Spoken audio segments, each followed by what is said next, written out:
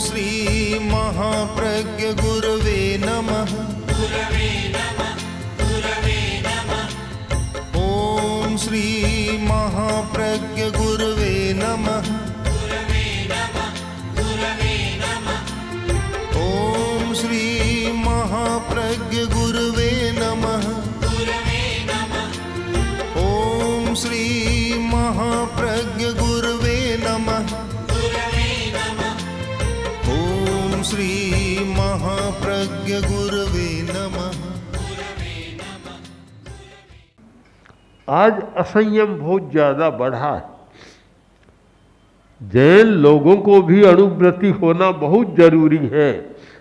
भगवान महावीर ने जब कहा दुबिये धम्मे पन्नते एगार धम्मे अणगार धम्मे, मैंने 2 प्रकार के धर्म का प्रज्ञापन किया है, एक अगार धर्म गृहस्थ का धर्म और एक अणगार का धर्म। तो अगार का धर्म है ये 12 व्रत हैं और 12 व्रत का आधारभूत सार पहला 5 अणुव्रत हैं। अणुव्रत आज की बहुत सारी समस्याओं पर विचार करें तो वे समस्याएं क्यों पनप रही है?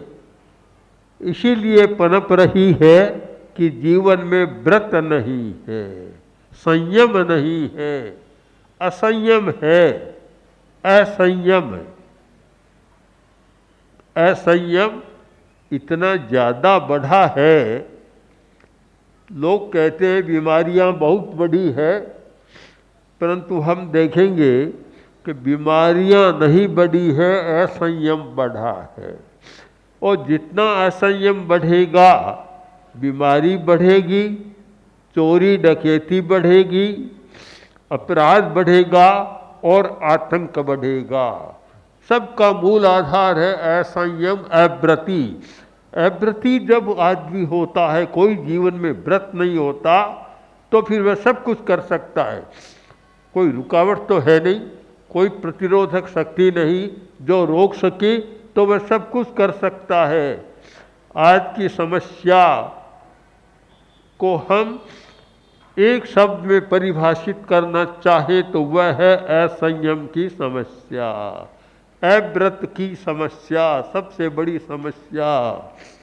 राजनेताओं को कहते हैं कि आप लोग गाँवों के लिए, गरीबों के लिए कुछ करते नहीं। तो कहते हैं महाराज करना तो चाहते, करते भी हैं, किंतु जिनके लिए देते हैं वहाँ तक पहुँचता नहीं, पहुँचता है तो एक नमक जितना पहुँचता है। अगर हम 1 रुपया देते हैं तो गरीब तक 15 पैसा पहुंचता है, और आज की बात करें तो 5 भी मुश्किल से पहुंचता है। झारखंड में हमारे अहिंसा प्रशिक्षण के कार्यकर्ता कार्य कर रहे थे।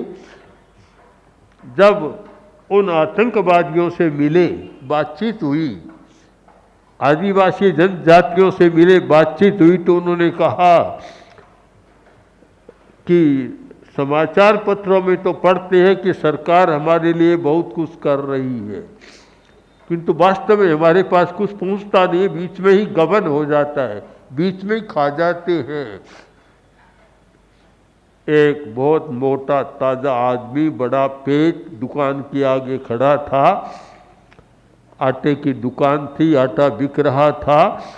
एक दूसरा आया और बोला, तो उसने कहा कि आज तो आटा है नहीं, कम हो गया। तो उसने कहा अरे आटा कम कहाँ जाता है? आपको दिखाई नहीं देता, ये तूंद वाले खड़े हैं, आटा इनके पेट में चला जाता है, बाकी सारे भूखे रह जाते हैं। आज बुद्धि ने एक अपराध किया है। बुद्धि का बड़ा महत्व है। शुद्धा ही बुद्धि किल कामधेनु, बुद्धि को कामधेनु कहा गया, पर उस बुद्धि को जो शुद्ध है, आज बुद्धि शुद्ध नहीं है। आज बुद्धि का उपयोग दूसरों को ठगने में, जाल बिछाने में है। आपने देखा होगा, इन दिनों समाचार पत्रों में पढ़ा होगा कि अब एक रास्ता ऐसा निकला है कि मांगने की ज़रूरत नहीं, बस बैंक की डकैती करो और सब काम हो जाएगा। और इन दिनों में राजस्थान में बैंक की डकैती के कितने संवाद आए, समाचार पत्र पढ़ने वाले जानते हैं। नए नए तरीके, क्योंकि बुद्धि करा रही है। गांव का निर्बुद्धि आदमी, कम पढ़ा लिखा आदमी, वह बैंक की डकैती नहीं कर सकता। उसके लिए आज का एक चालू शब्द है एफिशिएंसी, दक्षता चाहिए, दक्षता। आज की सारी बुद्धि इस काम में लगी हुई है। चाहे तो बम विस्फोट करेगा तो बुद्धिमान करेगा, मूर्ख आदमी बनाना ही नहीं जानता और करना भी नहीं जानता। चाहे दूसरे को लूटेगा तो बुद्धिमान ही लूटेगा। तो मुझे लगता है कि आज बुद्धि पर पुनर्विचार होना चाहिए कि बुद्धि व्रत के साथ जुड़नी चाहिए। आचार्य भिक्षु, जो तेरापंथ के प्रथम आचार्य, बहुत बुद्धिमान थे, बड़ी प्रबल बुद्धि थी। तो कुछ लोगों ने कहा कि महाराज आप साधु क्यों माने, आप में तो इतनी बुद्धि है कि ये आप 9 कोटि मारवाड़, जोधपुर का राज्य इतना बड़ा था, 9 कोटि मारवाड़ कहलाता, कि ये 9 कोटि मारवाड़ का राज्य चला सकते हैं, इतनी बड़ी बुद्धि है। तो आचार्य भिक्षु ने उत्तर दिया कि वाह बुद्धि किन कामरी जो पड़िया बांधे कार। बुद्धि वाही सराहिए जो सेवे जिन धर्म है, कि वही बुद्धि अच्छी है जो धर्म की साधना करती है, चाहे महाव्रतों की करे चाहे व्रतों की करे। और वह बुद्धि किस काम की, जो कर्म का बंधन होता है, दूसरों को ठगते हैं। आज तो ऐसा लगता है कि बुद्धि का सारा व्यायाम अणुव्रत के विपरीत हो रहा है, परिग्रह के संग्रह में हो रहा है। बुद्धि सारी उसमें लग रही है। आज बुद्धिमान बहुत ज़्यादा है, इतनी बुद्धि बढ़ी है, इतना कौशल बढ़ा है कि दुनिया भर की कंपनियों को देखे और वैज्ञानिक आविष्कारों को देखे तो लगता है कि अतीत में इतना बुद्धि का काम या व्यायाम नहीं हुआ था जितना आज हो रहा है। किंतु जितनी बुद्धि बढ़ी है उतना ही असंयम बढ़ा है। कहीं सीमा नहीं, सीमा नहीं। अगर 50 अरब आ गया तो वह चाहता है कि मेरा नाम और आगे आए, पहला नंबर मेरा रहे। आज सारी बुद्धि उधर जा रही है, प्रथम सूची में मेरा नाम आए, सारी बुद्धि उसमें लग रही है और ये असंयम बढ़ रहा है। खाने का असंयम कितना बढ़ा है आप जानते हैं, आज के छोटे बच्चे जानते हैं। छोटे बच्चे जितनी चीज़ें खाते हैं हम तो उनका नाम भी पूरा नहीं जानते। कभी कभी देखते हैं कि ये क्या है, नाम बताते हैं और ऐसे नाम है गड़बड़ के, क्या नाम याद भी पूरे नहीं रहते। इतने नाम बढ़ गए, इतना सारा हो गया। तो खाने में असंयम, व्यवहार में असंयम, दुकान में असंयम, ऑफिस में असंयम, सब जगह अव्रत चल रहा है। आज की जो सबसे बड़ी समस्या है वह अव्रत की समस्या है। समस्याओं का बहुत बड़ा वर्गीकरण है, समस्याओं की बहुत बड़ी सूची बनाई गई है कि समस्या क्या है। भूख की समस्या, गरीबी की समस्या और भी बीमारी की समस्या, अशिक्षा की समस्या, ये सारी समस्याएं हैं। किंतु इन सारी समस्याओं की जड़ में जाकर देखें तो सबसे बड़ी समस्या बुद्धि की समस्या है। बुद्धिमान लोग समस्या पैदा कर रहे हैं और वे बुद्धिमान जो अव्रती हैं, अणुव्रती बुद्धिमान कभी समस्या पैदा नहीं करेगा, वह समाधान देगा।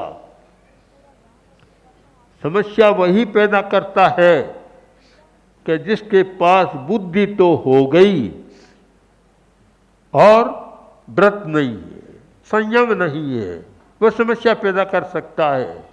बुद्धि का काम भी ऐसा हो गया, एक समस्या को सुलझाते हैं। सरकार भी कितनी समस्याओं को सुलझाती है और नई समस्या पैदा हो जाती है। बुद्धि का भी काम, बुद्धिमान का भी काम है कि एक बड़ी समस्या पैदा कर दो जिससे छोटी समस्या को लोग भूल जाए। उनके सामने बड़ी समस्या पैदा कर दो, एक समस्या को सुलझाओ और दूसरी समस्या को पैदा कर दो। राजपथ और राजपथ के पास एक लिंक रोड कच्ची थी, कारें आती और फंस जाती। एक रात का समय, अंधेरा हो गया, कार आई गांव से और राजपथ पर हाईवे पर जा रही थी, बीच में फंस गई। मालिक था, स्वयं ड्राइव कर रहा था, नीचे उतरा और धक्का दिया, पर उतनी ताकत नहीं थी कि कार बाहर निकल जाए। तब देखा आसपास में तो एक झोंपड़ी थी, वहाँ गया और देखा तो एक हट्टा कट्ठा आदमी बैठा है। बोला मेरी कार फंस गई, निकाल दोगे? कि हाँ निकाल दूंगा। क्या लोगे? कि 100 रुपया लूँगा। 100 ज़्यादा है, यहाँ तोल मोल होते हैं, आते आते 10-20 पर आ गए कि इतना लूँगा। कोई बात नहीं, चलो मेरी कार निकाल दो। आया, एक धक्का दिया, कार निकाल दी। उसने 10-20 रुपये दे दिए, बोले कि तुम्हें तो कहीं नौकरी करने की ज़रूरत नहीं है। दिन रात में 5-10 कारें तो आती है, तो 100-200 ऐसे ही पैदा हो जाते, कहीं जाने की जरूरत नहीं। बाबूजी रात को कहाँ आते हैं? रात को तो मैं यहाँ पानी डालकर कीचड़ बनाता हूँ, दिन में ही निकालता हूँ। बुद्धि का काम एक समस्या को सुलझाओ और दूसरी बड़ी समस्या पैदा कर दो। आज कुछ ऐसा हो रहा है। बहुत सारे राजनीतिज्ञ लोग, बहुत सारे वैचारिक क्षेत्र में काम करने वाले लोग और बहुत सारे योजना बनाने वाले जो लोग हैं, बड़े बड़े स्थानों पर बैठे हैं, बहुत बुद्धिमान है। मैं उनको बहुत लोगों को जानता हूँ, कितने बड़े बुद्धिमान हैं, किंतु योजना बनाते समय उनके सामने बड़ा आदमी रहता है, बड़ी बात रहती है, बड़ा कारखाना रहता है, बड़ी कंपनी रहती है, छोटी बातें सारी गायब हो जाती। आज की यही सबसे बड़ी समस्या। अगर हम समस्या का समाधान करना चाहें तो हमें 2 श्रेणियों में से एक अव्रती की श्रेणी और दूसरी व्रती की श्रेणी, व्रती श्रेणी का विकास करना होगा। आज जयपुर की आबादी 40 लाख लोग कहते हैं, लगभग 40 लाख है। 40 लाख में व्रती कितने और अव्रती कितने? कोई उत्तर दे सके तो दे। और जहाँ तक मेरा अनुमान है, पता किया है कि 40 लाख में मुश्किल से 5-10 हजार व्रती मिल जाए तो आश्चर्य मानना चाहिए। सारे के सारे अव्रती हैं, कोई व्रत नहीं, कोई नियम नहीं, कोई संकल्प नहीं और कोई परलोक की चिंता भी नहीं। मैंने तो बहुत बार एक गहन दृष्टि से देखा कि आत्मा है, मरना है, परलोक में जाना है, नया जन्म लेना है, ये सारा काम तो कम बुद्धि वालों के लिए है और कम धन वालों के लिए है। जो ज़्यादा बुद्धिमान है, ज़्यादा धनी है, फिर तो हम उन्हें कभी मरना भी नहीं है। उन्हें यह चिंता भी नहीं है कि मरने के बाद क्या बनूंगा। इतनी आसक्ति में रहते, निरंतर आसक्ति, सोचते भी नहीं। जितना वर्तमान में सोचते हैं, चुनाव आते हैं और कुर्सी के बारे में जितनी योजनाएं बनती है, चिंतन होता है, उतना समाज को अच्छा बनाने की दिशा में नहीं होता। और वह उस समय तो समाज को और बिगाड़ने का होता है कि शराब की बोतल पिलाओ, पैसा दो और वोट लो। सारी स्थिति बदल जाती है। एक ऐसी आसक्ति पैदा हो गई। भगवान महावीर ने उस आसक्ति के तंत्र को तोड़ने का प्रयत्न किया था। आदमी में आसक्ति बड़ी विचित्र होती है। एक आदमी इतना धनवान और साथ में उतनी ही गहरी आसक्ति, रात दिन धन ही धन दिखाई देता, धन के सिवाय कुछ भी नहीं। यह कभी सोचता ही नहीं मरना एक दिन छोड़कर जाना है, कभी सोचता भी नहीं। रात को सो रहा था, सोते सोते कुछ फाड़ना शुरू किया। फाड़ना, जब फाड़ने की आवाज आई, पत्नी पास में थी, जाग गई। पत्नी आई और उनका हाथ पकड़ लिया, बोले तुम बड़ी विचित्र हो, घर में तो मुझे टिकने नहीं देती, पर दुकान में भी नहीं टिकने देती। तुम्हें पता नहीं, ग्राहक आया है, गांव का आदमी आया है, लट्ठा मांग रहा है और लट्ठा मैं दे रहा हूं, और वह कहता है इतना नहीं चाहिए मुझे, तोड़ फाड़ कर दे दो, थोड़ा टुकड़ा दो तो फाड़ कर दे रहा हूं। पत्नी बोली क्यों फालतू बात करते हो, अपनी धोती तो फाड़ रहे हो, कहाँ दुकान है कहाँ ग्राहक। आसक्ति में कुछ पता नहीं चलता। आसक्ति का बंधन इतना तीव्र होता है कि आदमी सच्चाई को पहुंच नहीं सकता। आज अपेक्षा है आसक्ति के चक्र को तोड़ने की। इतना गहरा चक्र है। एक आज कोई द्वंद्व है तो शायद आतंकवादियों से जितना नहीं, उतना आसक्ति के चक्र से है कि पूरा समाज आसक्ति के चक्र में है। आतंकवादी भी कोई क्यों बनता है? कौन पिता अपने पुत्र को मरने के लिए भेजेगा? वही धन का लोभ, वही धन की आसक्ति, वही सुविधावाद और धन, बस इन दो का चक्र चल रहा है। इस समस्या को भगवान महावीर ने देखा था और उससे सुलझाने के लिए कि समाज सुखी कैसे रह सके, अणुव्रतों का गृहस्थ के लिए विधान किया था, 12 व्रतों का किया था। पर उनमें से आज अगर संग्रह की सीमा, अनावश्यक हिंसा की वर्जना और व्यापार में मिथ्यावाद का निषेध और उपभोग की सीमा,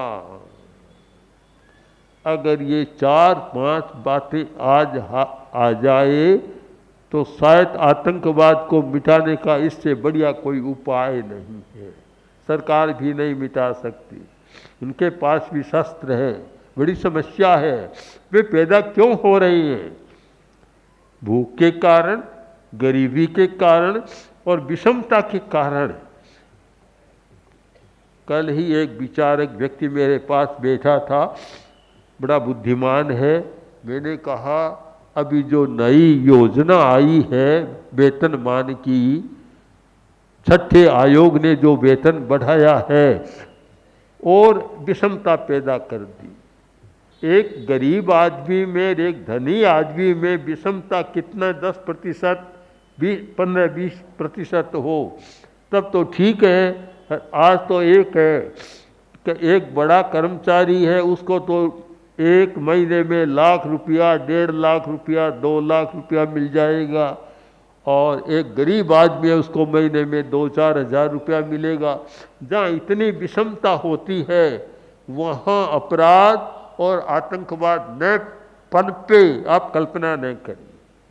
आज मूल समस्याओं पर विचार करना है, पर्यूषण पर धर्म की आराधना करना है, तो साथ साथ समस्याओं पर भी विचार करना है।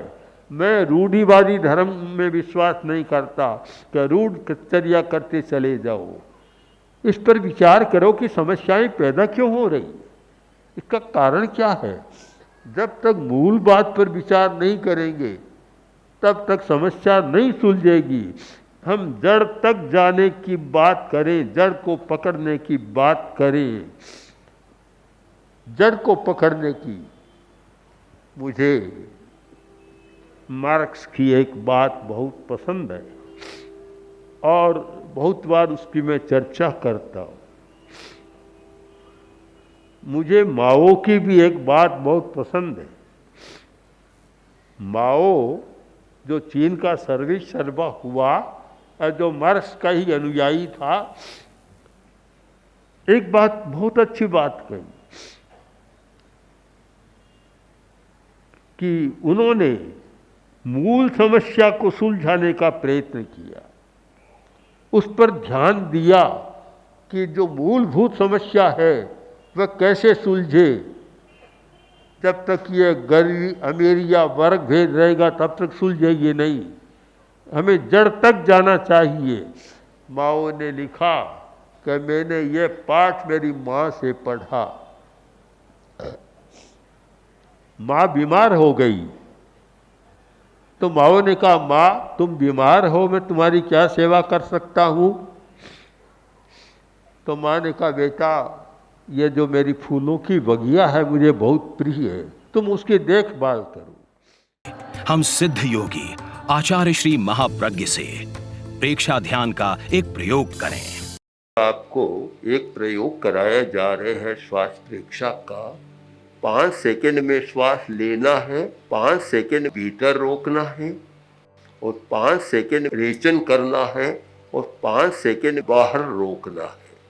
इस प्रकार 20 सेकंड में एक श्वास।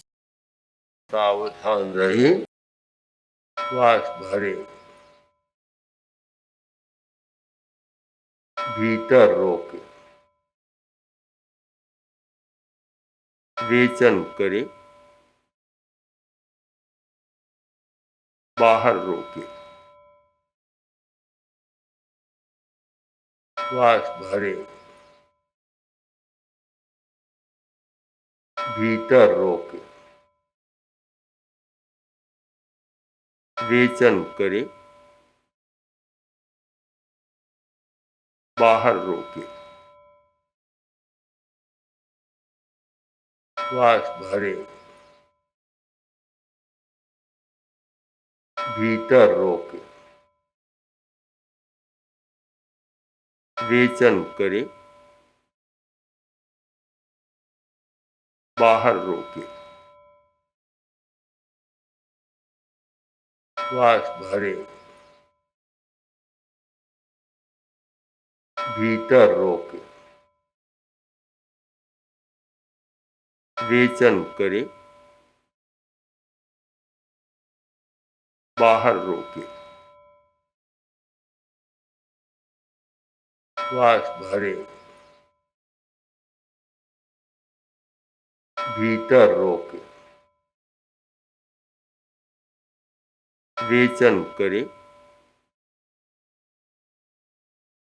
बाहर रोके, श्वास भरे, भीतर रोके, रेचन करे, बाहर रोके,